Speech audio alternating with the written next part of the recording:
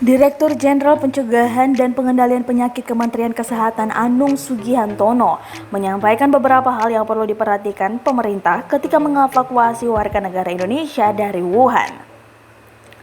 Saya ingin menyampaikan secara teknis kalau memang evakuasi ini akan dilakukan oleh pemerintah Indonesia, ujar Anung dalam konferensi pers di Gedung Kementerian Kesehatan Jakarta Selatan, Kamis 30 Januari 2020 dikutip dari kompas.com.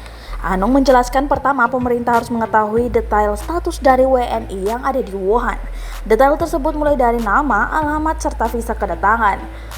Hal tersebut perlu diketahui karena Wuhan dalam kondisi lockdown, yakni ditutupnya semua jalur bagi yang akan masuk maupun keluar Wuhan sehingga sulit melakukan kegiatan. Kedua, status kesehatan para WNI. Korban meninggal di Wuhan sebagian terinfeksi dengan kondisi sudah mengidap penyakit lain. Data ini penting dilengkapi untuk mengetahui seberapa besar risiko terinfeksi virus corona. Terakhir, status kota Wuhan sendiri masih ditetapkan lockdown oleh pemerintah Cina, membuat evakuasi WNI dari Wuhan terkendala. Ingat, sekarang saat ini kota itu dalam karantina. Semua pergerakan orang akan diawasi, tutur Anung.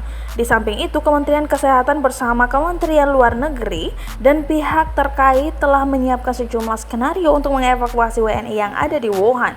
Skenario pertama mengeluarkan para WNI dari Hubei, kemudian menjemputnya di tempat yang ada keluar dari Hubei, kata Anung.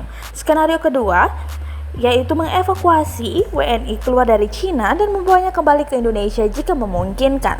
Saat ini ada 243 WNI berada di Provinsi Hubei yang tersebar di 7 lokasi termasuk di kota Wuhan. KBRI termasuk memantau guna memastikan kondisi WNI di Wuhan dalam keadaan baik, serta kebutuhan hidup sehari-hari masih terpenuhi. Selain itu, KBRI juga telah membentuk posko di kota Changsha, kota yang terdekat dengan Hubei, untuk mempermudah pemantauan dan memberikan bantuan.